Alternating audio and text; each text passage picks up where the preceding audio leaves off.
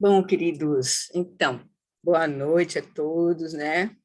Estou vendo aqui que, né, eu pensei que fosse ver pessoal mais novato, assim, mais que chegaram agora, mas também tem gente já mais antiga aqui também junto com a gente. Que bom que a gente vai poder compartilhar, né, desse estudo, né? Meu nome é Flori, fui aluna do Lama Santa durante muito tempo, e desde 2011 tenho recebido também ensinamentos do Lama Long Wallace, e a partir de 2019 eu decidi mergulhar aí no caminho do John Limpa, conversei com o Lama Santa, então eu estou mais agora ligada realmente ao grupo, aos estudos do Lama Long Wallace. Né? Mas assim, convivi no SEB desde 2003, conheci o Lama em 2003, então participei durante um longo tempo assim, da construção do SEB, junto do Lama, da linguagem do Lama Santa, né? Mas agora ficou claro para mim que estava sendo mais favorável seguir um processo, mais escolher o caminho, assim. Então eu decidi em 2019 realmente me dedicar aos ensinamentos da forma que o Lama Long Wallace tem trazido. Então, aí, conversando com a Giane, né, a gente tem esse grupo antigo, né, do domingo, que é o grupo que a Giane vem trazendo desde, né, quando o Alan Wallace chegou ao Brasil e realmente firmou a conexão com a Sangha, né, e aí começou a trazer sistematicamente os ensinamentos. Então, esse grupo do domingo foi se formando em torno de estudar os retiros que ele vinha trazendo, né. E a gente vê que ele já, digamos assim, está dando para a gente o último tratado dos 5 tratados que ele vai dar, né? Na verdade, o quinto tratado ele não vai dar, que é o Vajra Essence, porque é um tratado muito longo, e ele tem dado esses ensinamentos nos retiros de 8 semanas. Mas os outros todos, né, 4 ensinamentos do John Limpa, ele está concluindo agora com o Visão Iluminada de Samantabhadra. Então, assim, a gente sabe que está trazendo uma abordagem, né, de uma linhagem muito profunda do John Limpa, muito recente, mas também muito poderosa, de trazer os ensinamentos já da visão última, que é o Dzogchen. Só que a gente precisa, como ele mesmo explica, a gente precisa ter a base para poder aproveitar, né, o néctar, que é esse Dharma profundo, potente, né, transformador, que é a visão da grande perfeição. Mas se a gente não tiver a base, a gente vai meio que se embananar um pouco, vai perder né, vai perder a clareza do processo, né? Então a gente viu que tem chegado muitas pessoas nos últimos retiros, né, que talvez não tenham acompanhado todo esse processo, todo esse estudo com ele. Quando a Lama Wallace começou, ele começou dando chama, tá? Ele foi dando os fundamentos, assim, né? Então, a gente viu a necessidade de, talvez, acomodar um pouquinho o estudo mais, buscando os fundamentos, assim, né? Aí a gente decidiu, então, começar por esse livro, que é o Budismo Tibetano, né? E depois a gente vai seguir aí à medida que a gente for vendo o que seria mais interessante na sequência, né? Então, eu queria dizer que estou feliz de estar podendo ajudar também. Para mim, vai ser um grande processo de aprendizado, né? A gente estar junto aqui, vendo isso e compartilhando. Eu acho que a gente tem, assim, mais é que aproveitar esses ensinamentos, fazer tudo para que a gente possa ser um vaso adequado para receber esses ensinamentos e transformar nossas vidas, que eu acho que é isso que vai fazer o Lama Long Wallace, né, feliz, todos os lamas felizes, né? A gente poder realmente praticar, entender e praticar, transformar nossas vidas, né? Então, a gente tem, assim, essa riqueza, assim, hoje, de estar recebendo tudo isso, que a gente possa, então, realmente se preparar, né, para aproveitar bem. Então, dito isso, assim, né, então, esses encontros vão ser, a gente vai ler o livro e a gente vai meditar um pouquinho. Hoje, eu vou deixar o momento final do nosso encontro para a gente fazer uma pequena meditação, que vai ter um pouco a ver com o conteúdo do capítulo, né, que a gente vai ver hoje.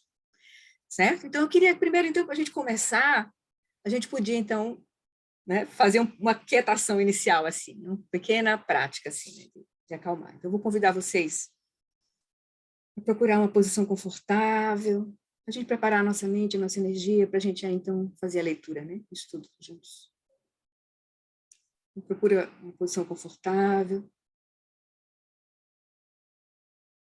pode fechar os olhos, traz a atenção para o teu corpo, deixa que a consciência desça, de onde a gente normalmente imagina que ela está, né, na nossa cabeça, para todo o nosso campo sensorial do corpo. A gente pode respirar profundamente, umas 3 vezes, acalmando todo o nosso corpo, relaxando as áreas de tensão.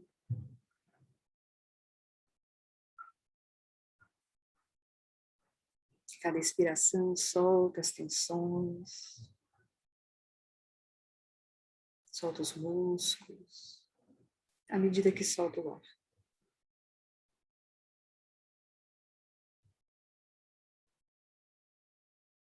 Vai deixando ir as tensões, confiando na respiração. E vai deixando que a respiração vá fluindo naturalmente.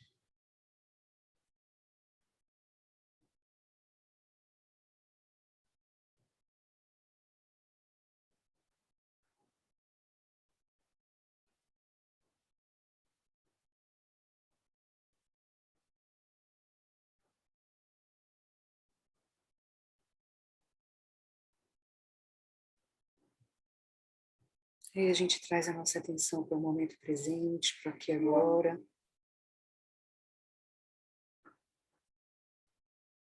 A gente examina os motivos que nos trouxe até aqui hoje, para esse encontro.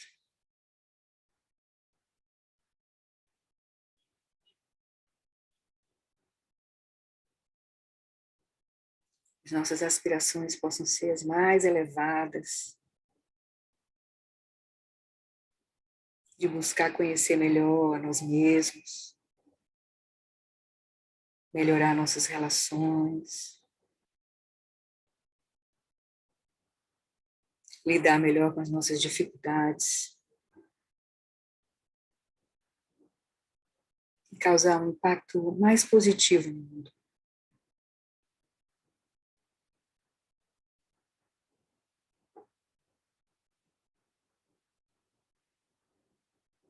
Que a gente possa se abrir verdadeiramente para receber as bênçãos dos mestres, dos professores que mantiveram e mantêm viva essa sabedoria que vai chegar para nós através do encontro com esse texto.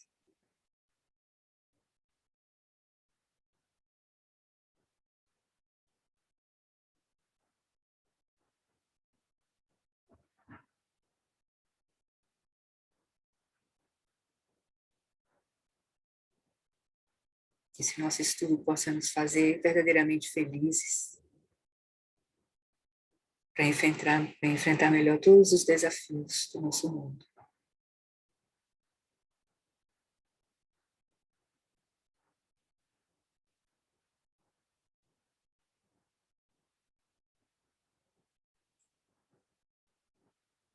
Que a gente possa alcançar o desejo mais profundo do nosso coração.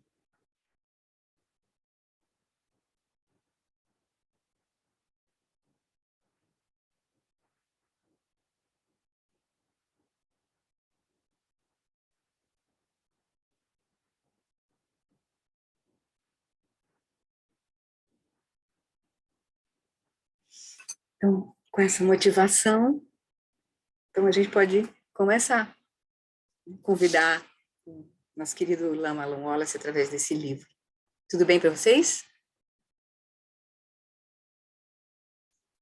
Tá, bem-vindos, quem chegou. A gente vai agora, então, iniciar, então, a gente vai ler o livro mesmo, né? Vamos lá.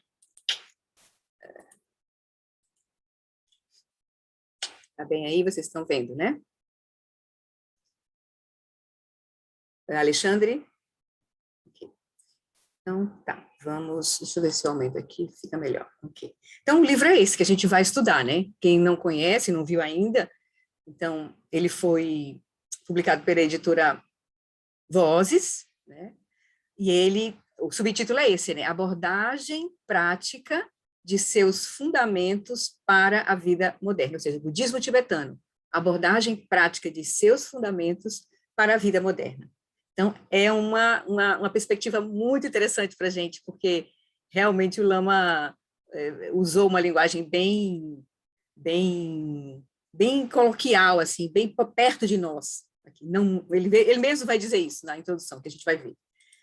Ele foi publicado inicialmente em 93, a publicação em inglês saiu em 93, e a edição do Brasil saiu em 2016. Então, ainda acho que ele não sofreu revisão, tá? Ainda com essa primeira tradução. Para a gente ter uma ideia assim, do conteúdo do livro, né? Rapidinho, né? Então, a gente vai ver aqui a introdução dele, depois a gente vai ver os temas veja que ele colocou temas de forma bem pouco usual, ele não falou ele não listou os ensinamentos de forma tradicional, né? A primeira nova verdade, o refúgio, o bodhicitta, ele não trouxe de uma forma tradicional, porque ele realmente é nessa a intenção dele, né? Então, ele vai, ao longo dos capítulos, ele vai discorrer sobre os temas tradicionais. Ele vai falar profundamente da nossa condição no mundo, da primeira nova verdade, da segunda nova verdade, da terceira nova verdade, da quarta nova verdade, e aí vai, aos poucos, né, nos apresentar isso. Então, mas assim, ele vai trazer de forma muito profunda, assim, como o Lama Wallace sempre é, assim, na abordagem dele. Ele é muito preciso, muito profundo, muito, muito claro, assim, nos ensinamentos. E o ensinamento dele sempre voltado para a prática. Isso é bem legal. Então, a gente vai ver que esses primeiros capítulos ele vai fazer um panorama da nossa condição no Sansara, depois ele vai abrir a perspectiva da vida do Buda, qual é a mensagem do Buda. Então, ele vai trazer então, as 4 primeiras novas verdades, e depois é que ele vai, veja que aqui que ele vai chegar a falar do caminho, né? Na quarta nova verdade vai ser lá mais à frente. Então, ele vai, de pouco a pouco, fazer a gente olhar onde a gente está, onde o fogo está nos pegando, assim, né? Então, vai ser bem legal. Então, a gente vai devagarzinho penetrando nos ensinamentos, né? E até ele vai chegar a falar um pouco do caminho, né, dos veículos, né, os 2 veículos, individual e universal, né, o Theravada e o Mahayana, né, o cultivo do espírito despertado, a Bodhicitta. Ele vai falar um pouco vai terminar com o Tantra, assim, né? Então, ele vai dar uma visão geral, assim, sobrevoo na base, nos fundamentos mesmo, assim, o caminho, né? Vai ser bem legal a gente rever isso. Então, aqui no prefácio, vamos ler rapidinho, só para a gente se conectar com a motivação dele, né? Ele vai dizer, o texto a seguir é uma versão editada de uma série de palestras que proferi em Seattle, Washington, em 1988, começando com os ensinamentos mais básicos do budismo tibetano e progredindo gradualmente para teorias e práticas mais sutis e avançadas. Vai ser bem legal, assim. A gente vai ver como ele nos coloca nisso, porque ele está vendo ele já falando já do Dzogchen, né? Mas ele falando da base é bem interessante. Assim. Então, essas palestras tinham como objetivo oferecer uma introdução prática ao budismo, baseada em meus próprios estudos e experiência, e ensinamentos que eu tenho recebido de mestres das 4 tradições do budismo tibetano desde 1970. Então, em 70 ele começou a estudar, em 88 ele escreveu esse primeiro resumo aqui, né, da introdução, assim, como ele daria uma introdução ao que ele, né, tinha aprendido do budismo. Né. Essas palestras apresentadas aqui, nos capítulos 10 e 11, ele faz essa ressalva aqui, porque ele diz, ó, ele aprendeu, tudo que ele aprendeu, né, uma introdução prática ao budismo, baseada nos estudos de ensinamentos recebidos dos mestres das 4 tradições do budismo tibetano. Só que aí ele falou que nos capítulos 10 e 11, esses ensinamentos que ele apresenta aqui são baseados em escrituras budistas preservadas no idioma Pali, ou seja, da tradição Theravada, da tradição mais antiga, né, do tempo do Buda. Então, ele vai trazer nesses 2 capítulos esses ensinamentos aqui, que vai ser sobre as 4 qualidades incomensuráveis e as 4 aplicações da atenção plena. Então, embora esses textos não sejam parte da tradição tibetana, são compatíveis com ela, e os utilizei como fonte por sua excepcional clareza e aplicabilidade. Então, ele continua trazendo isso ainda hoje para a gente. Nos retiros ele não deixa de enfatizar principalmente as 4 aplicações da atenção plena, né? Que estão em todos os livros principais dele. Felicidade Genuína também. Então, este livro não foi concebido como uma introdução acadêmica ao budismo tibetano, mas sim como um guia simples para a prática. Espero que venha a ser acessível e útil para um amplo público de leitores, especialmente para aqueles sem qualquer base budista. Aí ele vai fazer os agradecimentos aqui, né? E a gente dá uma puladinha, porque são várias pessoas.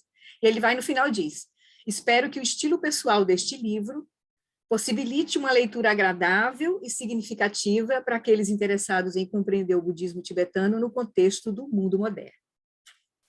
Então, bem legal, assim. Ele vai trazer exemplos pessoais, assim, dele, bem legais, assim. Então, a gente vai ficar à vontade, assim, que se vocês sugerirem no momento da leitura, se eu achar que é uma coisa interessante, eu paro e consulto, assim, para a gente conversar, certo? Ou, se vocês quiserem fazer algum comentário ou surgiu alguma questão assim, vocês podem falar que eu paro aqui e a gente conversa, tá bom? Então, o Dharma, então, o primeiro capítulo. Talvez hoje a gente fique aqui, nesse primeiro capítulo. Talvez a gente consiga fechar, né, a ideia. É legal a gente, talvez, nos encontros, ir fechando as ideias assim. E aí, vamos ver o que surge. Então, esse capítulo chama O Dharma e os Rituais de Felicidade. E vai logo no ponto principal. Aquilo que a gente busca e o caminho, que em tese seria o caminho para nos levar ao que a gente está buscando, né? O Dharma. Né? Então, o budismo tibetano é uma das muitas tradições espirituais que se desenvolveram a partir das palavras ensinadas pelo Buda histórico, cerca de 2.500 anos atrás. Veja que interessante que ele coloca aí nessa frase. O budismo tibetano é uma das muitas tradições espirituais que se desenvolveram a partir das palavras ensinadas pelo Buda histórico. Por quê? Porque a gente vai ver que o budismo ele vai assumir características muito peculiares em cada região que ele vai encontrar. Ele vai chegar na China, no Japão, no Tibete, no Sri Lanka, né, na Indonésia. Então, ele vai tomar agora no Ocidente. Então, achei legal ele fazer já essa ressalva. Assim. A palavra sânscrita dharma, para a qual não existe equivalente adequado nas línguas ocidentais, refere-se à compreensão e ao comportamento que levam à eliminação do sofrimento e suas fontes e à experiência de um estado duradouro de felicidade e realização. Então, Dharma aqui como uma visão e uma ação, né, uma compreensão e um comportamento que levam à eliminação do sofrimento e de suas fontes. Então, não é leva você a ser budista, não, leva à eliminação do sofrimento e suas fontes, e à experiência de um estado duradouro de felicidade e realização. O Dharma, ensinado pelo Buda, como um caminho de transformação, o Dharma como uma verdade, um caminho de transformação, né? Então, o Dharma ensinado pelo Buda é conhecido como Buda Dharma. Então, a gente pode ser que, ele gosta de, a própria Lama Lama gosta de se referir, tem o Dharma cristão, o Dharma de outras tradições, para a gente não pensar que o Dharma é uma coisa do Buda. Não, o Dharma é a verdade, é o caminho para a verdade, que pode ser acessado por várias tradições, né? Formas de tradição. Então, o Dharma, o caminho da verdade ensinado pelo Buda é o Buda Dharma. Então, assim, podemos descrever o Dharma como um modo de vida, uma prática que pode ser relevante e útil para todos, tanto para as chamadas pessoas religiosas, quanto para as pessoas não religiosas. Legal essa ressalva que ele está fazendo aqui, né? A gente ficar claro, assim. A gente não está pensando que o Dharma é uma coisa do budismo, dos budistas. Não é. Dharma é a verdade. Então, por que ele diz isso, né? Porque o Dharma é uma prática que pode ser relevante e útil para todos, né? Pessoas religiosas ou não. Por quê? Porque nos ensina como satisfazer um desejo que sempre tivemos, qual seja, o desejo fundamental de vivenciar um estado duradouro de felicidade e de ser completamente livre do sofrimento e do descontentamento. Ele diz, esse é o desejo fundamental de todos os seres, não só humanos. Então, a verdade é o caminho que vai nos chegar vai nos levar a experienciar isso de forma profunda, né? Em suma, a prática do Dharma provê meios para o atingimento desse objetivo, vivenciar esse estado duradouro de felicidade e estar completamente livre do sofrimento e descontentamento. Então, se a gente não estiver praticando e obtendo isso, a gente não está praticando o Dharma. Ele vai também enfatizar isso mais à frente. Então, a gente pega aqui um conhecido verso do Shantideva, né, que inclusive nós estamos estudando, acho que a Sangha hoje do Brasil está estudando, né, o Caminho do Bodhisattva, o livro Caminho do Bodhisattva, que é como se fosse a base de todos os ensinamentos sobre transformação da mente, eles chamam de Lojong, né? Então, o Shantideva ele vai trazer exatamente um verso do Shantideva. Shantideva, sábio budista indiano do século VII, escreveu: embora desejemos abandonar a dor, apressamo-nos na direção do sofrimento. E embora ansiemos pela felicidade, deixa eu só tirar aqui, que cobriu aqui o... Para você está cobrindo o texto? Tá, né? Então, deixa eu reduzir aqui. Então, embora desejamos abandonar a dor, fica muito pequeno para vocês assim? Ou tá bom? Tá bom, né? Okay. Então, embora desejemos abandonar a dor, apressamo-nos na direção do sofrimento. E embora ansiemos pela felicidade, por ignorância, destruímos a alegria como se fosse nossa inimiga. Então, é essa a condição que a gente se encontra, né, no Sansara, sem o Dharma. Então, ele vai dizer, nós desejamos a felicidade, mas frequentemente fracassamos na identificação de suas causas. Desejamos ficar livres do sofrimento, da frustração e da tristeza, mas não identificamos corretamente as fontes da infelicidade. Assim, embora desejemos livrar-nos do sofrimento, apressamo-nos em sua direção, continuamente destruindo as causas da felicidade que poderíamos ter. Então, como faremos para praticar o Dharma corretamente? Primeiro, devemos entender claramente o que não é Dharma, para que possamos eliminar todas as atividades das nossas vidas que criam as causas contrárias à felicidade. Então, aí, ele vai chegar no ponto, né? O ponto principal. Ele vai dizer, apenas o Dharma e uma motivação adequada para a prática do Dharma conduzem efetivamente à realização. Todas as outras atividades estão incluídas no que os budistas chamam de as 8 preocupações mundanas.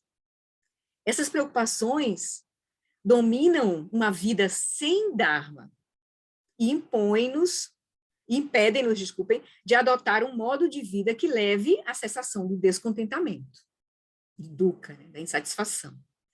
Essas 8 preocupações mundanas são, a gente já ouviu, né, por aí, com certeza, ganho e perda, prazer e dor, elogio e crítica, fama e desonra. Então, são pares, né? São 4 pares. Ganho e perda, a gente quer uma coisa e não quer o outro. A gente quer ganhar, gosta de ganhar, não gosta de perder. A gente quer prazer e não gosta da dor. A gente quer elogios, não gosta da crítica. A gente quer fama, reconhecimento e não quer desonra ou desconhecimento, né? Então, essas são as preocupações que permeiam o cotidiano da maioria das pessoas que vivem sem o Dharma, nesse sentido aqui, né, que ele está querendo trazer para a gente.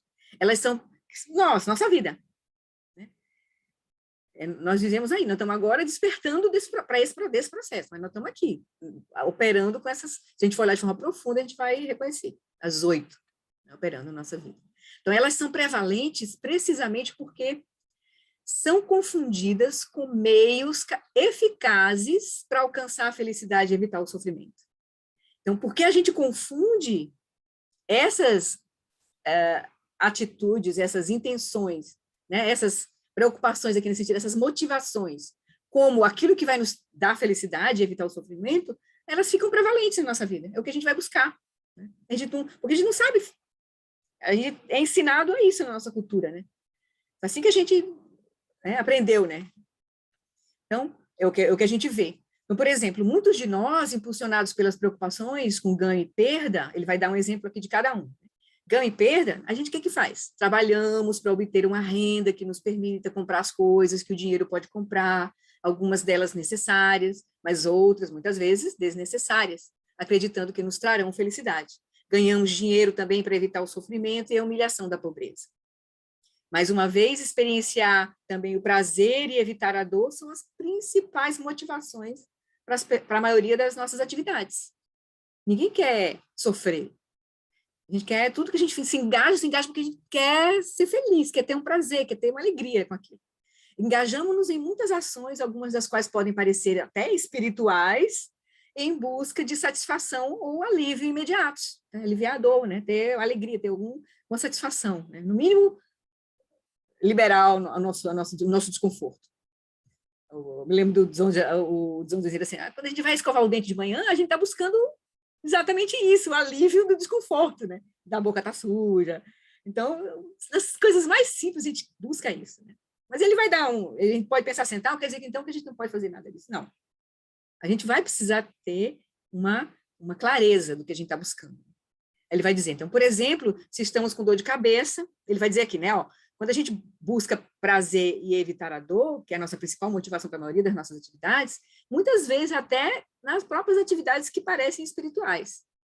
Ele diz assim, por exemplo, se estamos com dor de cabeça, tomamos uma aspirina ou nos sentamos para meditar, esperando que a dor de cabeça vá embora. Esses remédios podem levar a um alívio temporário do desconforto, mas esse é o limite da sua eficácia. Então, a gente pode começar a colocar a nossa prática do espiritual, nossa prática do Dharma dentro das caixinhas aí da nossa motivação mais limitada, né? Ele vai dizer, o outro par, elogio e crítica. Elogio e crítica formam o par seguinte de preocupações mundanas, e até mesmo uma breve reflexão revela a grande medida em que o nosso comportamento é influenciado pelo desejo de elogio e pelo medo da crítica. A gente quer agradar, a gente quer fazer parte, a gente quer ser aceito. Isso também é uma coisa muito natural assim, para a gente. O último par, fama e desonra, inclui buscar aprovação, carinho, reconhecimento, respeito e apreciação dos outros, e evitar a desaprovação, a rejeição correspondentes, entre outras coisas. Então, aí ele vai dizer aqui, né? É que é bem legal. A razão para chamar a atenção a essas 8 preocupações mundanas não é mostrar que são inerentemente negativas. Porque não é ruim comprar um carro, desfrutar de uma refeição requintada, ser elogiado por seu trabalho, ou ser respeitado pelos outros. Em vez disso, a razão para destacá-las aqui, como uma coisa que é contrária à prática do Dharma, é revelar sua natureza essencialmente transitória e sua impotência como meio para se obter felicidade duradoura. Aqui é o que é o ponto, da gente prestar atenção nessas motivações, porque elas a natureza delas é transitória e a sua impotência, né, e elas não vão nos levar à felicidade duradoura. Então, tomemos o exemplo, aí isso é bem legal, o exemplo dele aqui, que ele deu. Tomemos o exemplo de tirar férias. Aí ele vai dizer, né, primeiramente, para realizar o nosso ritual de sair de férias, temos de guardar dinheiro necessário. Então, já começa a preocupação com ganho e perda, né? A gente vai trabalhar para ter o dinheiro para fazer as férias. Feito isso, vamos então a um agente de viagens que nos mostra belos folhetos do Havaí, por exemplo, né? Chapada Diamantina, enfim. Vemos fotografias de gente bonita tomando sol na praia, aparentemente se divertindo muito, né? Porque as fotos são sempre como nossas propagandas, felicidade total, assim, né? Também dos nossos Instagrams da vida, né? Enfim, tudo perfeito. Aí, atraídos por essa fórmula de felicidade, nós pagamos por um facsímile da experiência da propaganda e logo em seguida lá estamos indo para o Havaí. Nossas férias duram uma semana. Isso, tudo correndo bem, né? Nossas férias duram uma semana e, de fato, nos divertimos. Mas, naturalmente, temos de voltar para as nossas casas, empregos e responsabilidades. As férias terminam. Ops, já tem um probleminha aí, né? Não dura para sempre, termina. Queremos reviver os momentos agradáveis, e então falamos sobre eles com nossos amigos, a gente marca jantar, vai falar das férias, tudo que visitou, conheceu. Aí, se a gente começa a prolongar esse ritual de reviver as férias, né, a felicidade que a gente vivenciou, o que acontece? Submetendo os amigos a sessões intermináveis de fotos e vídeos, né, poderemos encontrar resistência. A gente já vai ver que aquilo já não funciona muito bem. Aí a gente percebe, então, que é hora de parar de saborear as lembranças das férias. A memória se desvanece gradualmente e o relaxamento também desaparece, porque a gente já voltou para o nosso dia a dia, para a nossa rotina, já estamos lá, né, enfrentando as nossas, né? E aí as férias terminam e voltamos para a rotina da nossa vida comum até que chega o momento de planejar as próximas férias. Então, o ciclo da insatisfação retoma, né? O ciclo da insatisfação retoma. Aí ele vai dizer, bom, isso é o que acontece quando as férias vão bem. O ciclo é mais longo, né? A insatisfação vai acontecer lá na frente, quando você já está buscando agora o próximo prazer, próximas férias. Mas, ele vai dizer, né? Porém, muitas vezes os nossos planos dão errado. Isso aí é o fatal, assim. A gente planeja, realizamos o ritual de alguma atividade planejada para nos dar prazer e fracassamos. Aí isso é sofrimento cruel. Embora os nossos planos tenham sido feitos para nos dar felicidade, em vez disso, acabam causando irritação ou, então, realmente grandes sofrimentos. De acidentes, por exemplo, eu tenho uma vizinha aqui que a filha é pessoa assim, classe média alta, e levou os filhos para viajar, por exemplo, na Disneylândia, naqueles parques aquáticos maravilhosos, teve um acidente no parque, ela deslocou o ombro, até tem uns 2 anos que ela está sofrendo com esse ombro, para colocar ela no lugar, cirurgias em São Paulo, enfim, né? Então, isso, uma coisa, a gente estava desenhada para nos fazer felicidade, né? Então, a gente não conta com isso. Então, isso é o mínimo que pode acontecer, né? Quando outras tragédias, inclusive, né, podem acontecer, de fato. Então, finalmente, descobrimos que os nossos esforços para obter ganho material, status, elogio e fama são fúteis e podem levar a uma infelicidade maior do que a que sentíamos inicialmente. Com certeza, a gente pode ter, aqui nós, vários exemplos de coisas que deram errado, né, que a gente programou para dar certo e deram errado. Comprou um carro maravilhoso, aí pá, foi roubado, bateu o seguro no... Enfim, essas coisas assim, esses contratempos que a gente vivencia, né? Bastante, assim. Então, aí ele vai dizer, então, a gente pode ter feito esse esforço, né, para obter, e a gente vai ter uma infelicidade maior do que a gente sentia antes. E aí, depressão pode se somar ao processo. A gente começa a entrar numa cadeia de uma bola de neve, assim, de sofrimento, de angústia, de complicações na nossa vida, né? Então, a depressão pode se instalar, e se conseguirmos encontrar alguém para culpar pelo nosso insucesso, nós o faremos, aí a gente começa a afetar nossas relações, né? Ao final, isso leva ao conflito e à confusão com aqueles que nos rodeiam. Então, a gente começa vai girar. Essas 8 preocupações mundanas vão fazer a gente ficar girando dentro da rede de felicidade transitória e sofrimento alternado, assim. Quando a gente não vai numa espiral grande, crescente de sofrimento também. Então, em suma, a dedicação às 8 preocupações mundanas não cumpre a promessa de nos dar qualquer satisfação duradoura e garante descontentamento e frustração implacáveis. Porque nós estamos presos à esperança, a expectativas, né? E os medos correspondentes a ela. Né? Então, a gente vai sofrer, vai encontrar o sofrimento. Enfim, vai encontrar o sofrimento. Quando reconhecemos essa situação com mais clareza, aí é que é legal, okay? Aí a gente começa a parar. Quando reconhecemos essa situação com mais clareza, torna-se natural começarmos a procurar alternativas. E essa busca pode nos levar ao Dharma. Lembra do Lama Santen, né? Quem é da sangue do Lama Santen? Lama gostamos de dizer, nós estamos em bloco 0, lá no Sansara. É quando a gente começa a cansar desse processo de felicidade, sofrimento, felicidade, sofrimento, felicidade, sofrimento, ou então insatisfação, felicidade, insatisfação, aí buscando mais, a gente vai para o bloco 1, a cabecinha levanta assim, a gente começa a buscar alternativas. Bloco 1 surge, né? Então, aqui é mais ou menos isso, assim, né? Essa busca pode nos levar ao Dharma, quando a gente começa a entender a insatisfatoriedade dessa inteligência que está que nos move a partir dessas 8 motivações, das 8 preocupações mundanas. Isso não significa apenas dedicar-se a alguns exercícios espirituais, quando a gente começa a buscar alternativas, né? Não é só fazer alguns exercícios espirituais que vão fazer a coisa também resolver, mas começa realmente o Dharma, essa busca vai nos levar ao Dharma, mas vai levar o quê? Começa com uma transformação fundamental do modo de pensar e, consequentemente, do modo de vida. E aqui a coisa começa realmente a gente vai parar. Vai precisar parar. Evitamos atividades e comportamentos não virtuosos e adotamos atividades virtuosas. A gente vai ter que transformar nossas vidas. Todo o caminho do Buda é transformar a nossa mente.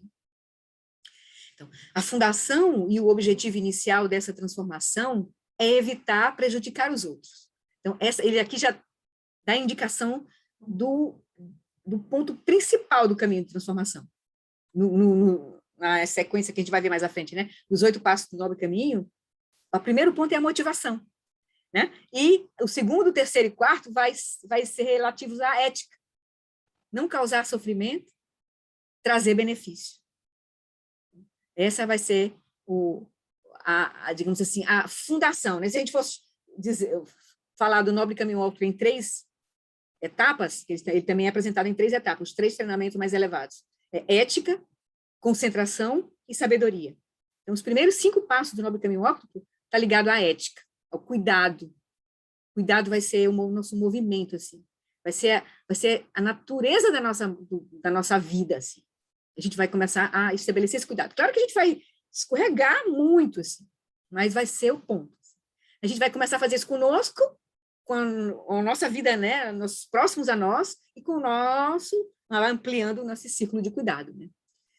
Se não for assim, o nosso caminho não se abre, de fato, né? Não se abre. Então, a fundação e o objetivo inicial dessa transformação é evitar prejudicar os outros, tanto a sós como na companhia de outros. Devemos nos esforçar para evitar causar o mal, seja diretamente com palavras ou ações, ou indiretamente com pensamentos e intenções. Podemos ferir os outros com insulto, calúnia, sarcasmo e falsidade, ou com atos de omissão, por insensibilidade ou descuido. Mas a maneira mais sutil de prejudicar os outros é indiretamente, por meio dos nossos pensamentos, julgamentos e atitudes. Quando a mente está dominada pela hostilidade, né, uma das aflições mentais, né, a ignorância, a hostilidade, o ódio, a raiva, aí os apegos, desejos, inveja, enfim, podemos atacar os outros cruelmente com os nossos pensamentos. Embora nenhum ferimento aparente possa ser infligido, esses pensamentos nos afetam internamente, influenciam a maneira como interagimos com os outros, e o efeito, em longo prazo, é invariavelmente prejudicial. Assim, o tema inicial da prática do Dharma é uma atitude não violenta com respeito às nossas próprias vidas, aos outros seres vivos e ao meio ambiente. Essa é a fundação para a prática espiritual e pode trazer bem-estar a nós mesmos e aos outros. Então, tendo a não violência como base, podemos buscar maneiras de nos colocarmos a serviço dos outros, tendo em mente que qualquer trabalho será altruísta se a nossa motivação for gentil e amorosa. Então, só vou dar um stop aqui. Então, faz sentido esse primeiro tópico, assim? Total, né? Então, a gente vai ser convidado, assim, a olhar como a gente opera com essas 8 preocupações. Ele vai dizer ali mais à frente, como não é fácil a gente detectar isso? Mesmo no próprio caminho, a gente vai levar essas motivações. Até a gente realmente olhar, a gente vai ser convidado a ser muito, muito paciente conosco, mas também muito compassivo também conosco. Porque a gente vai, para a gente transformar, a gente vai ter que iluminar essas motivações, essas carências, né? E aí esse vai ser o caminho todo. Né? Então a gente vai ter que ter muita paciência, muita compaixão, muita amorosidade conosco, né, nesse processo, para poder a gente realmente ter os frutos disso. E poder também olhar e ver que é a situação de todos os seres. Né? Então, bem legal. Assim. Então, vocês não querem comentar nada, então vamos chegar aqui.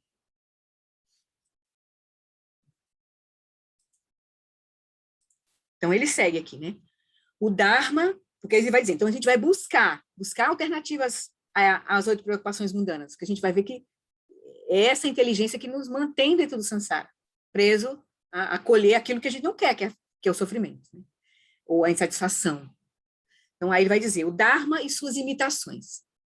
Agora, né, nós estamos nessa situação de que a gente está, despertou em nós essa motivação de querer superar as 8 preocupações mundanas, ele vai dizer, então agora enfocaremos outros rituais que são comumente considerados práticas espirituais ou Dharma, meditação, oração, yoga e assim por diante, né? A gente vai agora, está no bloco 1 lá, procurando um caminho, achou um caminho, a gente acha que achou o caminho, assim, por exemplo, né? Querendo entrar num bloco 2, assim, né? A gente vai flutuar ainda por um bom tempo até encontrar nossa linguagem, aquele caminho que realmente diz conosco, que abre nosso coração, né? Que é super importante a gente dar esse tempo também, para isso acontecer conosco. Né? Mesmo no budismo, a gente tem várias abordagens, a gente pode ficar muito tempo transitando em várias abordagens dentro do próprio budismo, até a gente encontrar aquela que aquele método, aquele mestre, aquela linguagem, aquelas práticas que fazem sentido para a gente, assim. Então, dentro do budismo a gente vê isso, o Lama Santen mesmo, né? Ele veio do Zen, passou para o budismo tibetano, esses processos acontecem conosco, assim, até a gente encontrar o nosso caminho. Então, nós estamos nessa situação, olhando o Sansara, vendo que a gente não tem mais como, a gente não tem mais como seguir assim, cegos dessa forma, né? A gente vai buscar o caminho. E a gente vai buscar essas práticas, meditação, oração, yoga, enfim. Aí ele vai dizer, ao nos engajarmos nessas atividades, é essencial nos questionarmos repetidas vezes. Essas práticas são motivadas pelas 8 preocupações mundanas? Então, isso é uma tarefa nossa. Isso é um recadinho aqui. A gente tem que estar sempre olhando. Esse ponto pode ser ilustrado com uma história tibetana bastante conhecida. Ele já contou para a gente aqui nos retiros, né? Ele vai contar aqui bem legal. Um homem que viveu cerca de 1000 anos atrás sentia-se insatisfeito com sua vida e por isso decidiu praticar o Dharma. Como os tibetanos, de forma geral, são um povo bastante religioso e devoto, dedicar-se a uma prática devocional era muito natural para ele. Aí ele começou, né, a entoar mantras, orações, circumambulando relicários, contando os mantras com o rosário lá com mala na mão, e girando uma roda de oração na outra mão direita. É um costume tibetano bastante comum. Então, ele se dedicou, né? Vou praticar o Dharma. Então, para ele, era as práticas devocionais. Então, enquanto o nosso devoto fazia isso, um sábio chamado Dromtonpa notou seu comportamento e comentou: é muito bom circumambular um relicário, né, fazer orações, mas é ainda melhor praticar o Dharma. Ele, fácil imaginar esse homem sentindo-se um pouco contrariado com a observação do professor, já que tinha certeza de que estava praticando o Dharma. Mas então ele pensou consigo mesmo: um simples ato de devoção, aparentemente, então, não é suficiente. Acho melhor praticar o Dharma estudando as escrituras. Aí, mais tarde, enquanto tentava seguir esse novo ritual, Dromtonpa veio até ele e comentou: é muito bom ler as escrituras, mas é ainda melhor praticar o Dharma. Aí, sabendo então que esses estudos, lá o praticante lá, né, sabendo que esses estudos eram uma prática comumente respeitada no Tibete, nosso praticante ficou ainda mais perplexo do que antes. Mas aí, Dromtonpa não era um mestre qualquer, um mestre muito respeitado, ele pensou um pouco, pensou mais, teve uma ideia, então, brilhante, que resolveria o problema: meditar. Certamente, muitos sábios budistas afirmaram que a meditação é a essência do Dharma. Portanto, essa era uma decisão acertada.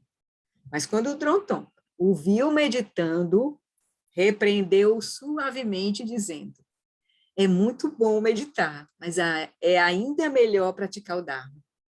Aí, nesse momento, o nosso devoto, que se tornou estudioso, que se tornou meditador, se irritou. Que opções ele tinha agora? O que esse renomado professor tinha em mente? Finalmente, ele perguntou, né? Perguntou para o professor e o professor respondeu: abandone todo o apego a esta vida e deixe que sua mente se torne Dharma. Essa foi o ensinamento que ele recebeu. Aí o Lama vai explicar aqui, né? Devoção, estudos, meditação podem ser rituais vazios. O que faz com que esses atos devocionais ou qualquer outra prática seja de fato Dharma é unicamente a motivação. O que Dromtonpa quis dizer com a instrução, o que ele quis dizer com essa instrução? Abandone todo o apego a esta vida. Ele quis dizer: abandone o apego às 8 preocupações mundanas. Não permita mais que elas governem a maneira como você vive a sua vida. A gente podia ver que o praticante estava querendo fazer o certo, querendo ser aceito, querendo ser, né, o praticante bonzinho, respeitado. Ele não estava, tinha esse defeito na prática dele. Entende? Então, o Dromtonpa via, né? Via pela motivação dele, pelo que aparecia nele, assim, na forma que ele estava praticando. Ele estava praticando para ser um bom praticante, para ser aceito, para ser reconhecido, né? Para agradar o mestre, né? Enfim. Então, aí ele vai dizer, né? Aí ele diz aqui, né? Deixe que sua mente se torne Dharma. Então, encorajou o Dromtonpa para ele aqui, né? Foi a segunda parte aqui, né? Abandone todo o apego a esta vida, ou seja, abandone as 8 preocupações mundanas, mas então deixe que sua mente se torne o Dharma. Ele vai dizer, o Lama vai falar, nossas tentativas iniciais na prática espiritual tendem a ser muito autocentradas. A gente vai estar querendo ter ganho, não vai estar querendo, vai estar exatamente operando com as 8 preocupações mundanas. Queremos superar as distorções de nossas mentes e cultivar qualidades virtuosas como bondade, compreensão, atenção plena e concentração, mas, inicialmente, quando nos dedicamos às práticas destinadas a cultivar essas qualidades, elas parecem ser apenas exercícios mentais. É como se a gente quisesse trazer o Dharma para a nossa mente, e não a nossa mente se transformar no Dharma. A gente traz conceitos, a forma, está preocupado com forma, não está preocupado realmente com a motivação. Né? Então, ele vai dizer, o Dharma parece algo separado no início, né, quando a gente entra nesse processo. Parece algo separado, algo adotado, que vem de fora de nós, artificial. Mas conforme nos aprofundamos na prática, essa sensação de separação começa a desaparecer. Nossas mentes se transformam no próprio Dharma que buscamos cultivar.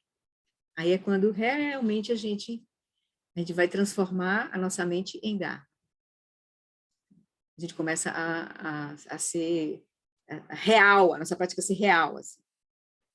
É bastante fácil compreender as 8 preocupações mundanas, intelectualmente, mas é bem mais difícil identificá-las em meio à nossa prática espiritual. Aí ele vai contar aqui uma experiência pessoal que ele teve. Assim, né? Não, de um amigo dele primeiro. Lembro-me de um comentário impressionante feito por um amigo tibetano contemplativo. Ele tornou-se monge, ele vai falar da situação dele mais à frente. Né? Ele conversou com o Dalai Lama. Então, ele tornou-se monge aos 7 anos, esse amigo dele aqui, que era um contemplativo tibetano. Então, desde os 7 anos que ele já se tornou monge, recebeu uma sólida e extensa formação no Dharma, de excelentes professores, quando tinha 20 e poucos anos, e posteriormente entrou em retiro solitário, em uma pequena cabana nas montanhas acima de Dharamsala, na Índia. Durante anos, ele se dedicou à meditação, levando uma vida de simplicidade e pobreza por conta de sua prática espiritual. No entanto, depois de quase 20 anos de esforço, ele comentou comigo que seus primeiros anos em retiro, isso já, depois de ter recebido todo o ensinamento, né, foram, na verdade, uma corporificação das 8 preocupações mundanas, algo que ele não tinha a menor consciência na época. A infiltração dessas preocupações é, de fato, muito sutil e fazem uma caricatura do Dharma. Então, a gente vai demorar, assim, a gente vai precisar amadurecer muito a nossa prática, para a gente realmente detectar essa sutileza da nossa motivação.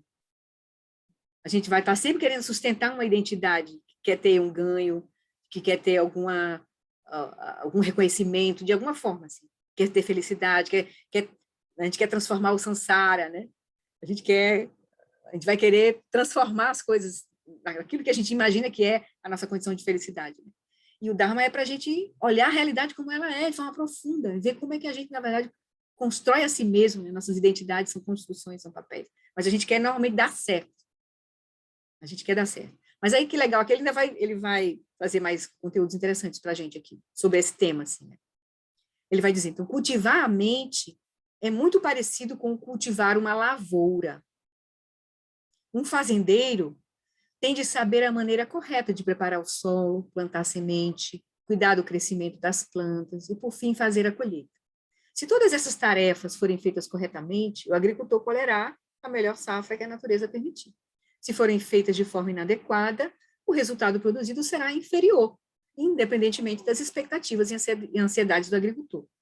Da mesma forma, com respeito à meditação, o caminho como um todo, né, o caminho da prática, é fundamental compreendermos cuidadosamente o método correto da técnica que escolhermos, compreender também os ensinamentos de forma profunda. Durante a prática, devemos verificar frequentemente se estamos seguindo as instruções que ouvimos e que compreendemos conceitualmente. Assim como uma boa colheita, uma boa meditação não pode ser forçada e precisa ser cultivada ao longo do tempo. Então, a gente vai ter que ter uma paciência nesse processo de compreender todas as causas e condições do próprio caminho, das próprias práticas. Por isso, as etapas de pensar, contemplar, repousar, né, para depois você realmente praticar. Às vezes a gente tem aquela ansiedade, não, eu quero ir para retiro, eu quero meditar, a gente não vai estar pronto para fazer isso. O próprio Lama Wallace, ele não incentiva a gente a estar se expondo a retiros longos se a gente não tem uma base para isso. Então, a gente precisa entender claramente primeiro o processo, entender o método para poder a gente aplicar. Como um bom fazendeiro iria compreender todos os detalhes para fazer uma boa plantação. Então, a gente é convidado, então, no caminho, a ser como um fazendeiro, conhecer claramente os processos, para aí a gente poder ter os resultados. Então, a gente não se apressar, então, a gente ter muita paciência, perseverança, aquelas qualidades do praticante, vocês conhecem, paciência, né? Verdade, coragem, paciência, perseverança. Então, a gente é um processo gradual, mas eu até estava vendo recentemente um vídeo do Lama Wallace. O importante não é a pressa, não é a expectativa, é a gente saber a direção correta e dar passo a passo na direção correta. Não adianta o tempo que leve, o importante é estar na direção correta, a gente vai chegar. O importante é ter a direção correta, porque se a gente estiver dando os passos na direção não correta, a gente não vai chegar. Né? Então, por isso que a preocupação de ter calma, cuidado, atenção, para a gente poder entender, para ir realmente ir aplicando os remédios. Né? Todo o caminho do Buda vai ser um caminho de aplicar remédios, porque, na verdade, aquilo que a gente está buscando, a gente já tem. A gente vai só precisar remover os obstáculos. Então, a gente vai só encontrar os remédios mais favoráveis da remoção desses obstáculos. Então, esse vai ser o caminho do Buda. E o Alan Wallace já apresenta para nós essa abordagem. Nós já temos a natureza última, é a nossa condição. Rigpa é a nossa condição. A gente só não está conseguindo vê-la, porque ela está obscurecida por camadas de nuvens de obscurecimentos. O caminho vai ser a gente remover isso. Mas a gente vai ter que entender em que direção a gente vai olhar para remover isso, senão a gente pode estar gerando mais confusão ao redor. Né? É só isso. Então, permita-me, ele vai dizer aqui, permita-me ilustrar essa forma sutil de dominação. Aí ele vai contar uma história dele aqui agora. Permita-me ilustrar essa forma sutil de dominação das 8 preocupações mundanas com um exemplo da minha própria experiência. No início da década de 70, eu era um jovem estudante de budismo que residia em Dharamsala. Essa aldeia montanhosa no norte da Índia é a sede de Sua Santidade Dalai Lama, o líder espiritual e temporal dos tibetanos, e é também o lar de milhares de refugiados tibetanos. Imagina lá na Índia, né? Alguns mestres e também muitos refugiados. Aí muitos desses monges, muitos deles, né, desses tibetanos que estavam lá, eram monges e lamas. Aí, pelo fato de ter iniciado os meus estudos da língua tibetana e do budismo em uma universidade ocidental e de rapidamente ter encontrado excelentes oportunidades de treinamento em Dharamsala, logo passei a ser visto como um dos estudantes ocidentais mais experientes, embora estivesse ali apenas há poucos meses.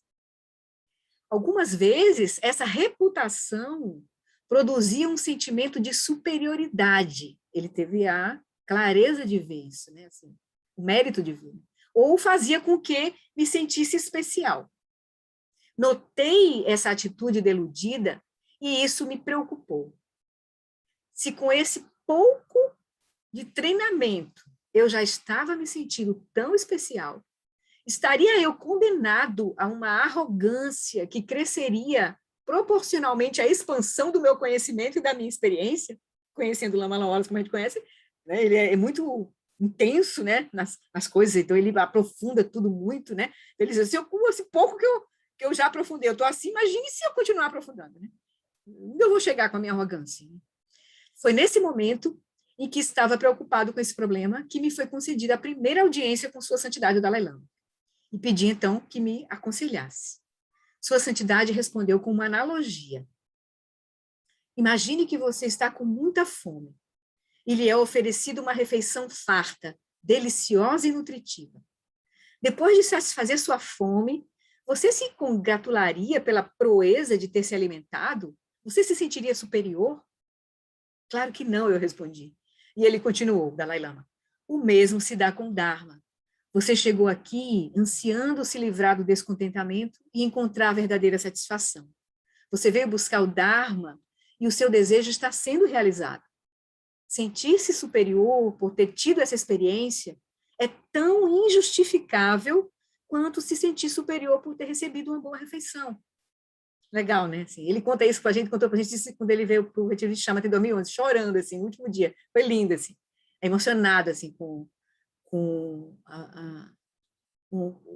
a forma que o Dalai Lama realmente tocou o coração dele, assim, que transformou ele, assim. Então, Sua Santidade prosseguiu falando sobre a sua própria situação, lá no Tibete, né? Lá na Índia. Referia-se a si mesmo simplesmente como Tenzin Gyatso, um monge budista que havia recebido muitos ensinamentos sobre as consequências em longo prazo das ações eticamente virtuosas e não virtuosas. É isso que eu sou. Eu sou um monge que sabe, né, sabe exatamente as consequências das ações. Esse foi o meu grande ensinamento, né, que o budismo traz, né? Ações eticamente virtuosas e não virtuosas. Aí ele diz, agora, pense no comportamento de uma mosca. Continuou o Dalai Lama com ele, né? Disse ele, pense no comportamento de uma mosca. Ela, a mosca, se preocupa apenas com coisas como obter alimento e age com um desejo egoísta que facilmente se transforma em agressão quando precisa competir com os outros. É apropriado sentir desprezo pela mosca devido ao seu comportamento? Certamente não, porque ela não conhece nada melhor. Da mesma forma, não é apropriado, né, no caso, ele desprezar outras pessoas em razão de seu comportamento negativo. Podia considerar pessoas inferiores, né, estão ali, especialmente se elas não tiveram aprendido a distinção entre as ações virtuosas e não virtuosas. No entanto, se eu, que recebi muitos ensinamentos a esse respeito, agir como alguém a quem nada foi ensinado, isso seria vergonhoso. Então, uma maior compreensão, aqui está o grande recado que ficou, né? Uma maior compreensão leva correspondentemente a uma maior responsabilidade e não a uma maior arrogância. Então, sim, foi isso que o... Mas muito legal, assim, ele ter podido reconhecer isso, né? Porque o ponto vai ser esse, a gente não vai ser fácil a gente reconhecer. Mesmo a gente estando praticando há muito tempo. Então, a gente fica, gera isso, realmente, esses ensinamentos sobre a educação moderna, já entendi. Não, olhe. Isso a gente vai ser convidado a olhar diariamente nas nossas ações. Porque a motivação vai ser o ponto principal. Qual é a nossa motivação? O que está nos motivando a praticar? O que está nos motivando a seguir, né? A seguir com esse processo? Então, esse é um convite que a gente vai ter de olhar para essa nossa motivação.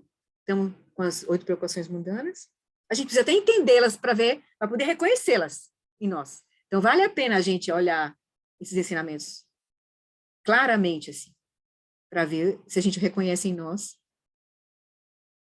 o apego, né, o desejo de ganho, o medo de perder, né, eu me lembro agora de como está lá na sadhana do Seb, né, desejar ganhar, não, gostar de ganhar, não gostar de perder, gostar de ser elogiado, não gostar de ser criticado, gostar de ser feliz, não gostar de ser infeliz, gostar de ser famoso, não gostar de ser ignorado.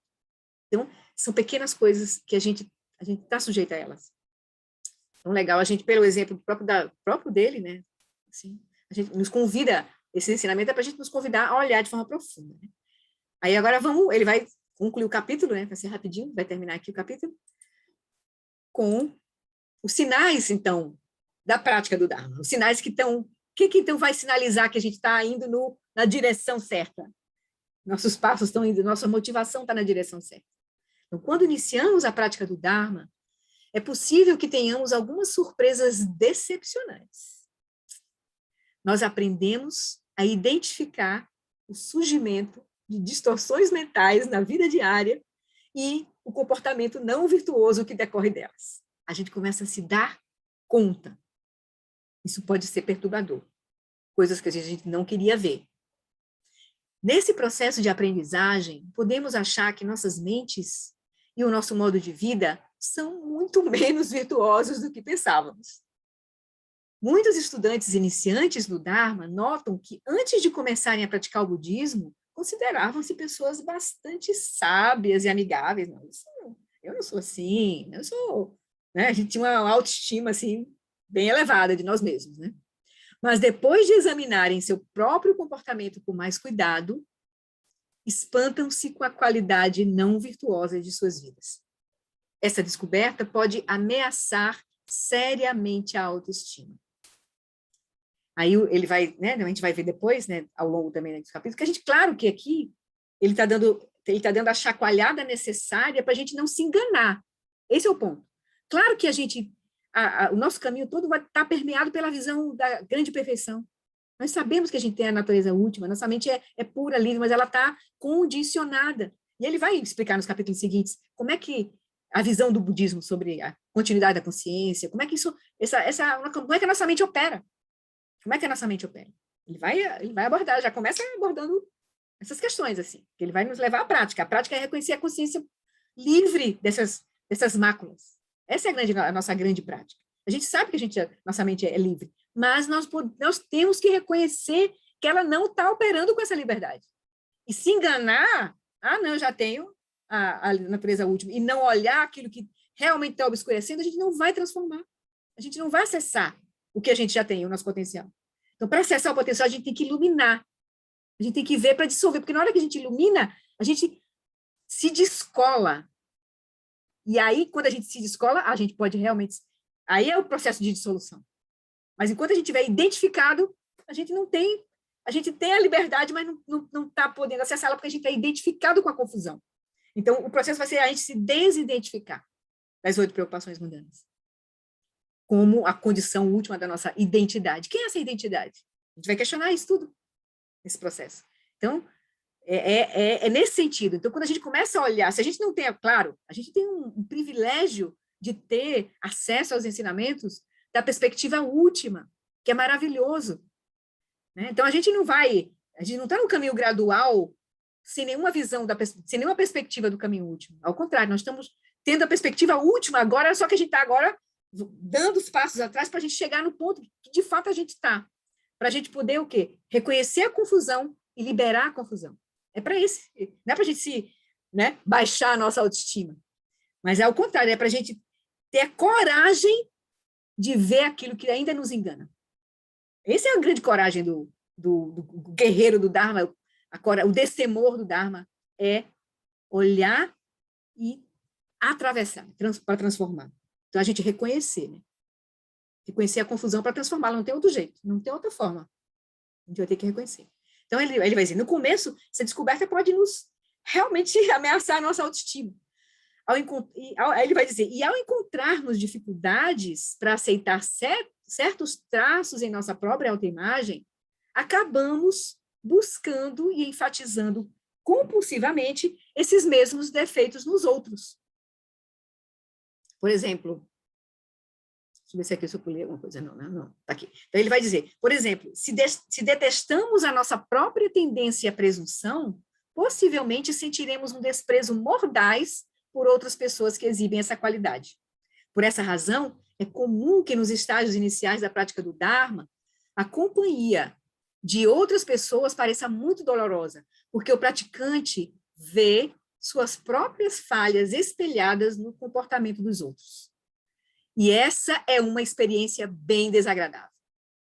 Porque a gente não quer ver aqui, né? A gente aponta, mas a gente não quer ver aqui. Quando a gente começa a ver muito fora, a gente devia parar para ver o que é que realmente está apontando esse julgamento. Está sempre apontando alguma coisa em nós, está travada e que a gente não está querendo reconhecer. Né? Então, e essa é uma experiência bem desagradável, né? Quando a gente começa a se enxergar no julgamento dos outros, né? No movimento junto com os outros. Então, um pouco de compreensão pode ser dolorosa. Ele falou, né? Esse processo realmente pode trazer um pouco de desconforto para a gente. Porém, esse desconforto não diminui abandonando a prática, e sim perseverando e cultivando a compaixão e uma visão mais profunda de nós mesmos e dos outros. Então, a gente vai ter que iluminar, a gente vai ter que ver. E, às vezes, as nossas relações vão ser muito favoráveis para a gente, nesse processo, assim, né? Que elas vão poder espelhar nossos bloqueios, que a gente, às vezes, não consegue ver. Até, às vezes, uma vez eu me peguei sendo filmada, sem eu estar assim, consciente que estava sendo filmada, quando eu vi a fita, depois eu olhei assim para mim, meu Deus, eu não me reconhecia, assim, as expressões que eu estava sentindo, a emoção que eu estava sentindo naquele momento, eu não estava me dando conta daquilo. Eu me dei conta quando eu me vi na filmagem, né? Então, bem interessante que a gente, às vezes o outro serve de espelho um pouco, assim. O que a gente vê no outro, normalmente de ruim no outro, que nos incomoda no outro, tem alguma coisa apontando para nós, assim. Então, é bom a gente parar e olhar. Só uma profunda. O que me incomoda, de fato? Aí ele vai dizer, então, quais são os sinais de que estamos cultivando o Dharma corretamente em nossas vidas? Aí ele vai dizer, serenidade e bom humor são qualidades a serem buscadas. Essas características refletem um tipo de consciência que se mantém em equilíbrio, tanto nos bons como nos maus momentos. Face à adversidade, né, os problemas, o praticante do Dharma não se desespera e nem responde com euforia ou apego ansioso quando se depara com a felicidade. Em vez disso, ele aceita as duas situações com equanimidade. A gente começa a ter um equilíbrio aí, melhor. Não é uma frieza, mas é um equilíbrio. Aí ele vai dizer, essa equanimidade não é um sinal de apatia ou de passividade. Ao contrário, é uma atitude de alegria calma, pronta para a ação, bem como para o repouso, ou seja, também para não fazer. Para fazer o que precisa ser feito e não fazer. Então, a gente vai se abrir, na verdade.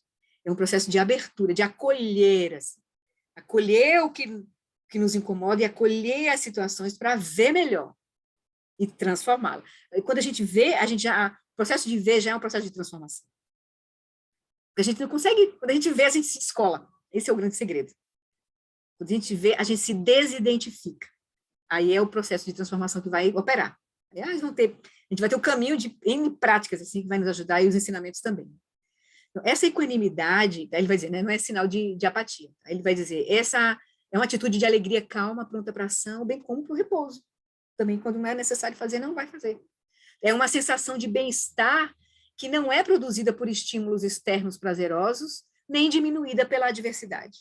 A fonte desse equilíbrio é a boa saúde de nossas próprias mentes, produzida pela prática do Dharma, ou seja, porque a gente vai começar a entender melhor nós mesmos e como é que a nossa mente funciona e igualmente como é que a mente dos outros funciona, como é que a gente dá sentido à nossa realidade, às nossas expectativas, nossas motivações. Então, isso vai trazer a abertura das nossas mentes, a saúde das nossas mentes. Né? E o coração da prática do Dharma é a liberação do apego a esta vida. E foca uma questão bastante profunda, superar o descontentamento de forma completa por meio da liberação das aflições mentais, da confusão, do apego e da raiva. E, em sentido mais amplo, a prática do Dharma diz respeito a estar a serviço dos outros, tanto em termos de suas necessidades temporárias, quanto absoluta, porque a gente vai estar menos autocentrado. E a nossa vida vai ser ajudando o outro e está fazendo as coisas para nós, é a mesma coisa. Então, a gente vai estar mais aberto. Quando está mais aberto, a nossa atividade está mais fluida.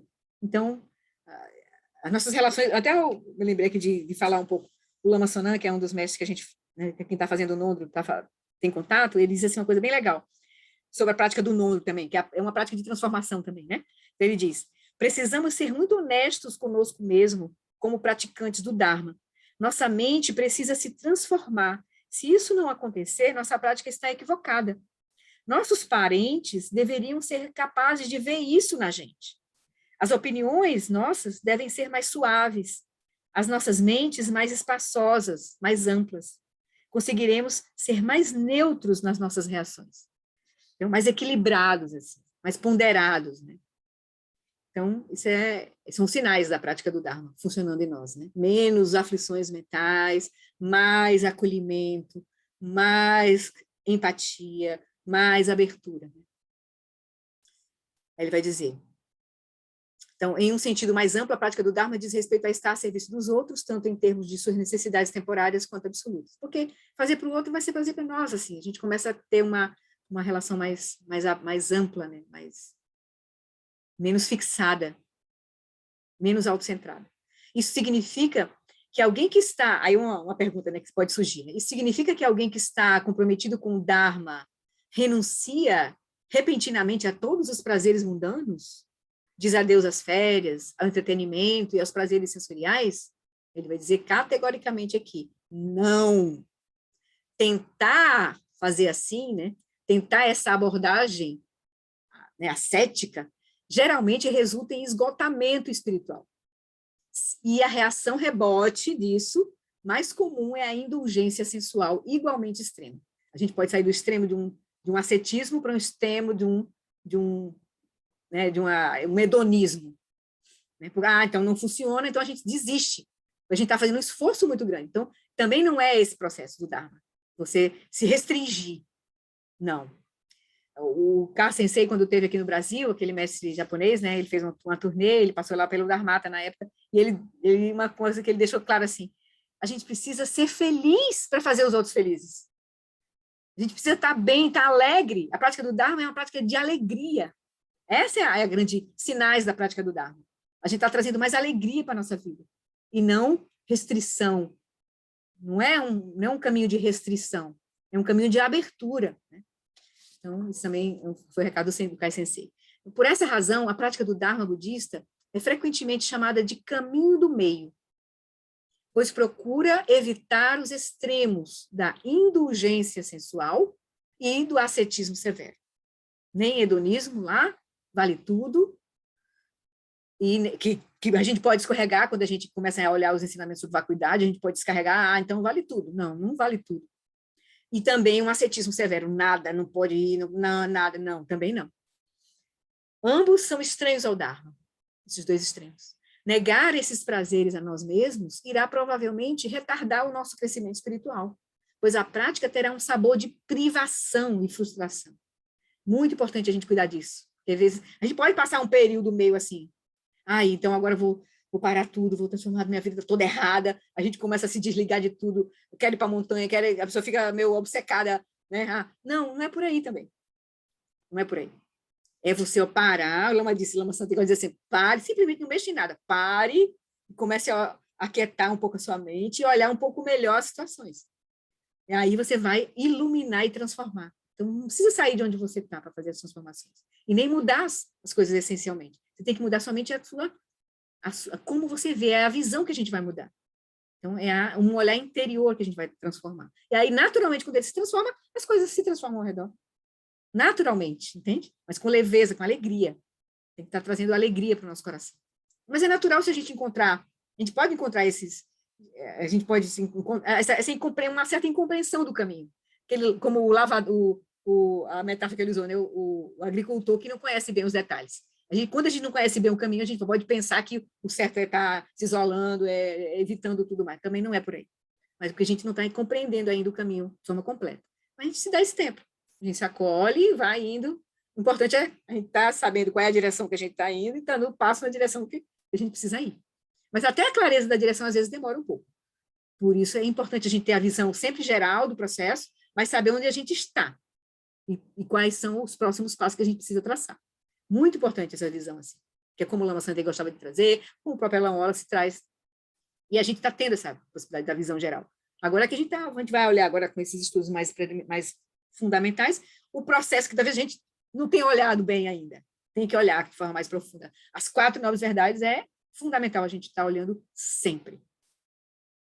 Sempre, para poder a gente entender claramente o caminho do Buda. Então, ele vai dizer. Então, os extremos são... se a gente não chegar por qualquer um desses extremos aqui, não faz parte do Dharma, e se a gente se privar, a gente só vai... o nosso caminho também vai ser obstaculizado, né? A gente vai ter um sabor de privação e frustração. O caminho do meio é um esforço aplicado com sensibilidade, que não é negligente e nem agressivo. Então, coisas que a gente vai ter que ter calma. Aí o próprio sabor da prática vai nos levar a essa calma, tranquilidade, o olhar de novo, o refletir. Isso é qualidades muito profundas que a gente tem que desenvolver de fato mesmo. Eu já sei, não sabe. Para e olha de novo, escuta, de fato. Se escuta, olha a tua mente. Então, a gente vai ser convidado a sempre estar nesse processo. Ao final, a partir dessa prática, as ações virtuosas geram cada vez mais satisfação e prazer. Ações virtuosas levam à felicidade. Lá a gente deu entender, ações não virtuosas levam ao sofrimento. A gente vai entender isso claramente. A gente vai ver isso na segunda nova verdade claramente depois, né? E esse é um resultado da transformação espiritual. A gente começa a entender. Lembra que o Dalai Lama disse, o que eu aprendi foi que ações virtuosas levam à felicidade, ações não virtuosas levam ao sofrimento. Então, a gente vai ter que olhar, realmente. Aí ele diz, a visão é ampla, mas a minha ação é muito cuidadosa. Os mestres dizem isso. Shagdu traz isso, o próprio Alan Wallace lembrou desse ensinamento próprio. A visão é ampla, tem que ser mais ampla possível, mas a ação muito cuidadosa. Aí. Então ele diz, né? As ações virtuosas geram cada vez mais satisfação e prazer, e esse é o resultado da transformação espiritual. A alegria da virtude. A virtude é natural. Então, a felicidade vem da virtude mesmo. Então, à medida que nos desenvolvemos no Dharma, é bem provável que a necessidade de fontes externas de prazer diminua, uma vez que nos sentimos nutridos por uma sensação de bem-estar proveniente das profundezas das nossas próprias mentes. Essa transição é gradual e não pode ser forçada. O caminho do Dharma deve ser alegre, gerar satisfação interior cada vez maior e reduzir a necessidade de estímulos externos prazerosos. Então, aqui a gente termina esse primeiro capítulo, que dá essa visão assim, dá essa chacoalhada assim um pouco maravilhosa, né?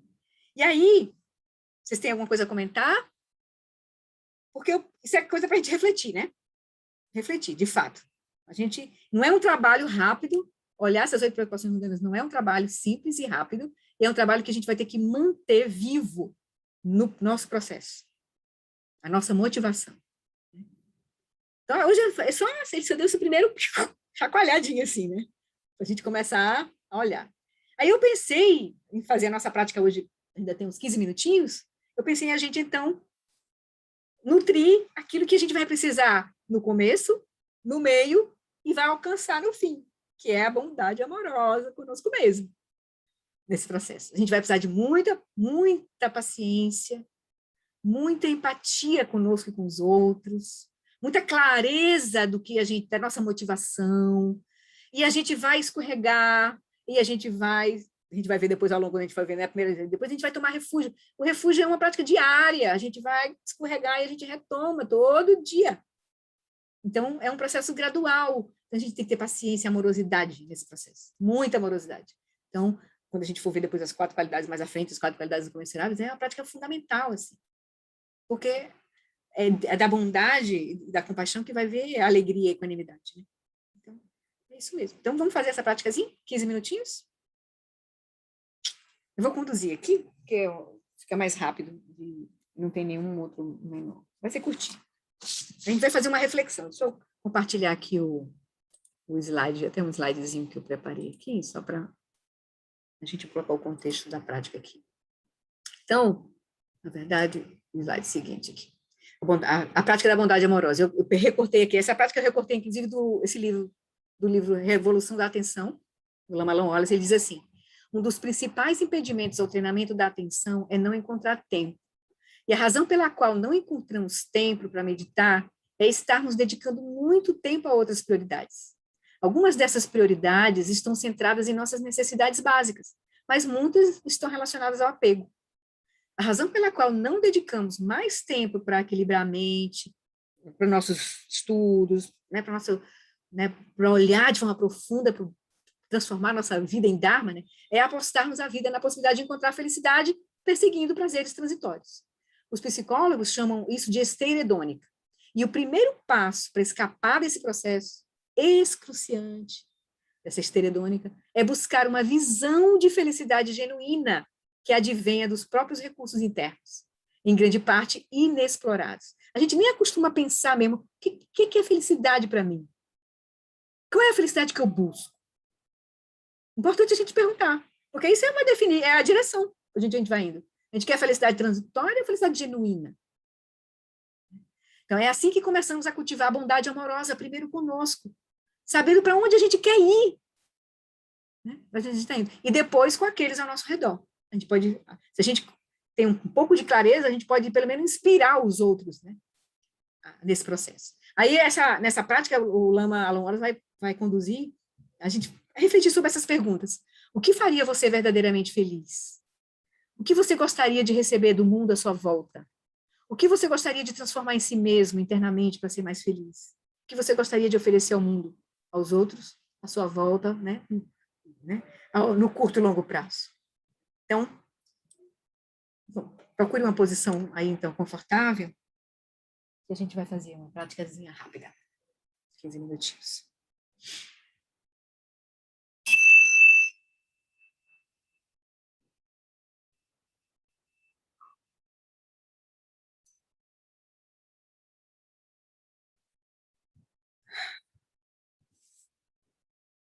Comece deixando que seu corpo repouse em uma posição confortável, sem muita formalidade, e deixando que seu tronco permaneça ereto, sem tensão.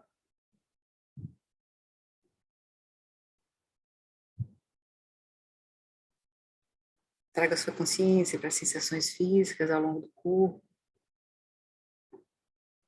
respirando nas regiões que estiverem mais tensas ou contraídas.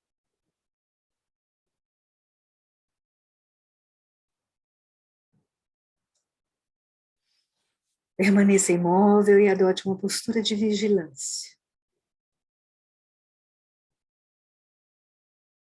Deixe que sua respiração vá se aprofundando, deixando que a respiração siga o seu ritmo natural.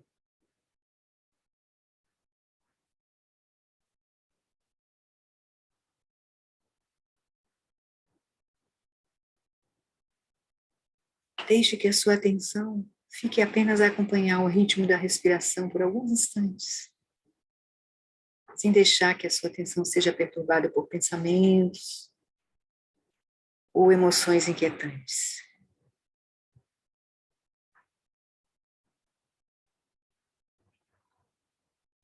Deixe a atenção relaxada, imóvel e clara.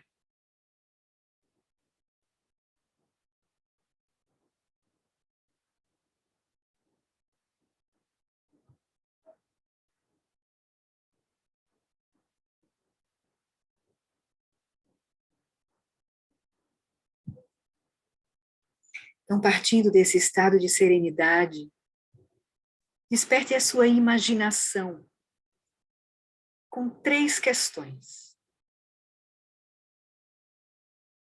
A primeira questão é o que você gostaria de receber do mundo para poder ter uma vida feliz, significativa e plena de realizações.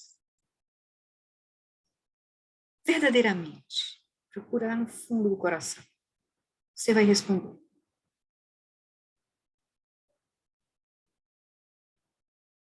Algumas dessas coisas podem ser tangíveis,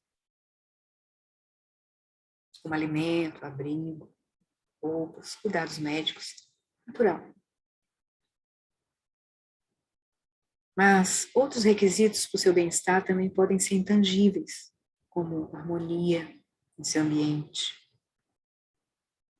companhia calorosa de outras pessoas, orientação com sabedoria para guiá-lo em sua jornada espiritual. Traga à sua mente, de forma clara, todas as coisas que deseja obter para satisfazer suas necessidades básicas. Seria natural qualquer um aspirar.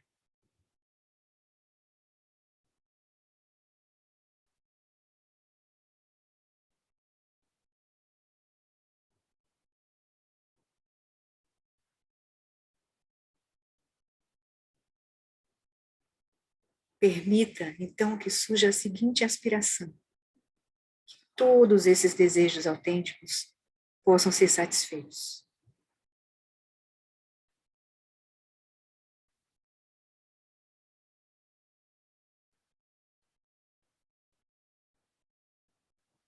Agora, deixe que essa visão de sua própria felicidade se aprofunde.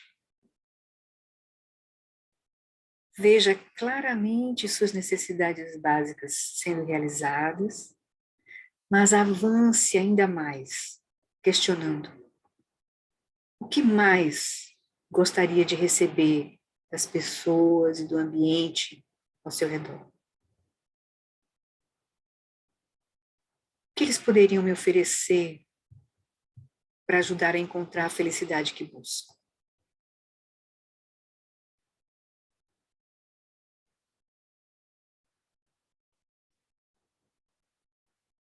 Você pode trazer à mente tanto as coisas tangíveis como as intangíveis. Tudo aquilo que sentir que poderia ajudá-lo na realização dos desejos do seu coração.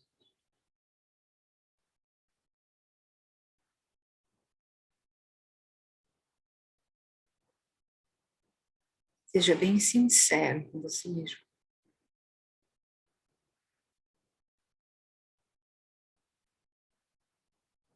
E aí imagine que o mundo vem ao seu encontro, aqui e agora, e oferece a você todo o apoio necessário para realizar as suas aspirações. Use a imaginação.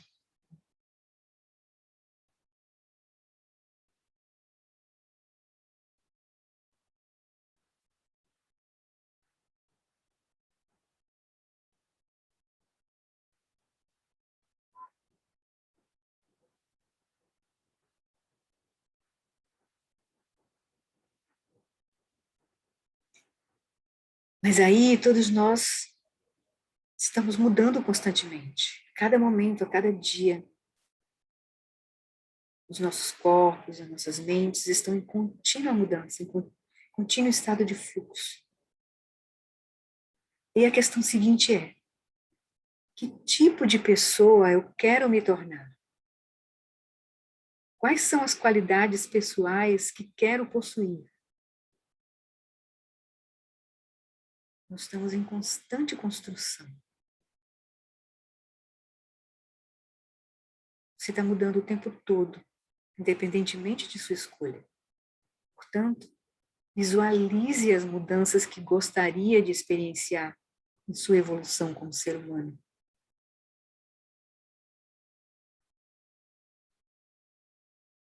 Imagine as mudanças de curto e longo prazos.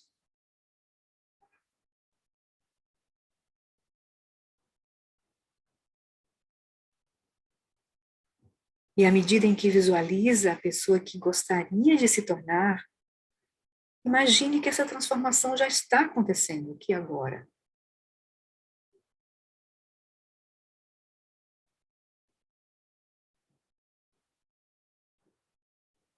Quando a gente imagina, a gente cria.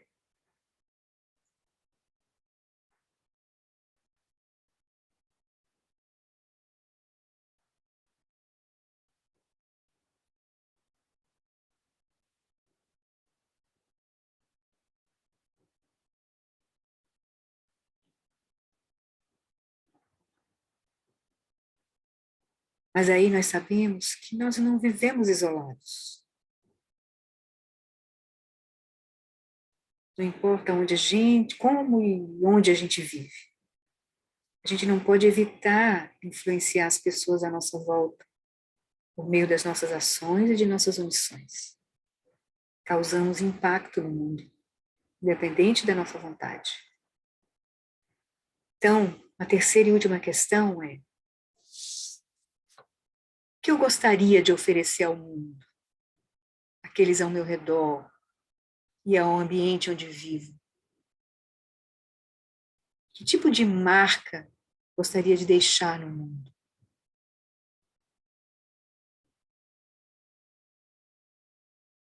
Convide essa visão para entrar no seu campo de consciência, preenchendo ela com tantos detalhes quanto forem possíveis. E imagine que esse sonho está sendo realizado aqui e agora.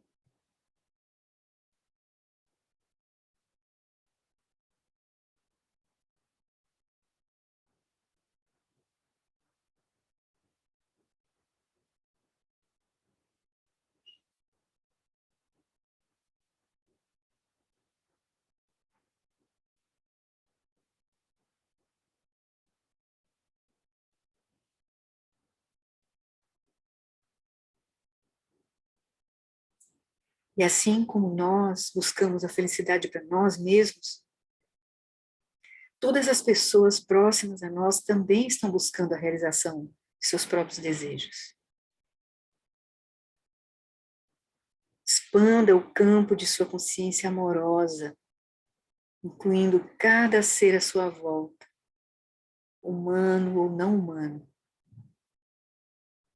desejando que cada um deles assim como nós, encontre a felicidade que busca.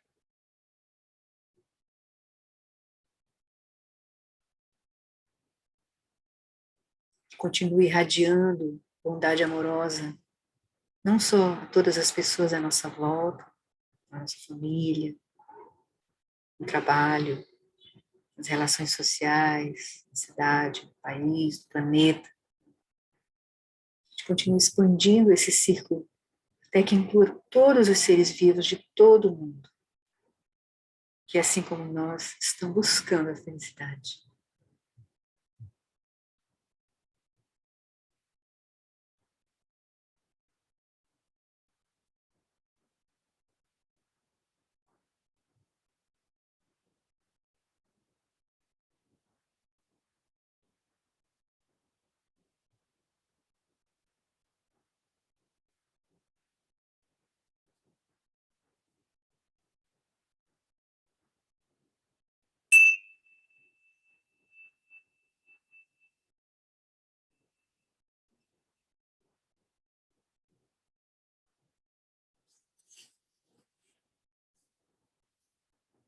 Então, para a gente só aproveitar aqui, esse espírito que a gente abriu, né, dessa bondade, a gente faz a dedicação, essa dedicação simples aqui.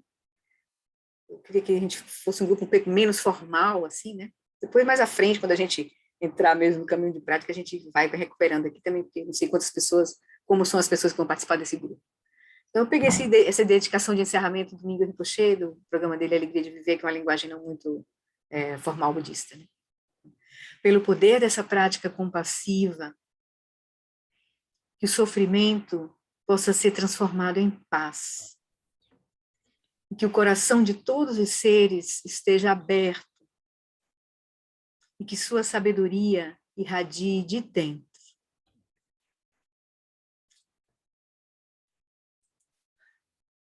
Então, é isso. Por hoje. Muito bom, Flori. Obrigado. Obrigada, Flori. Obrigada, Flori. Então, tá, gente. Obrigada. Tá bom, queridos. Obrigada. Então, a gente se vê. Obrigado, Flori. Foi ótimo, maravilhoso. Tá vamos seguir nessas reflexões aí com o Lama. Muito obrigada. Obrigada, Flori. Obrigada, Flori. Obrigado. Obrigada, queridos. Então, boa noite. Boa noite a todos. Boa noite. Boa noite.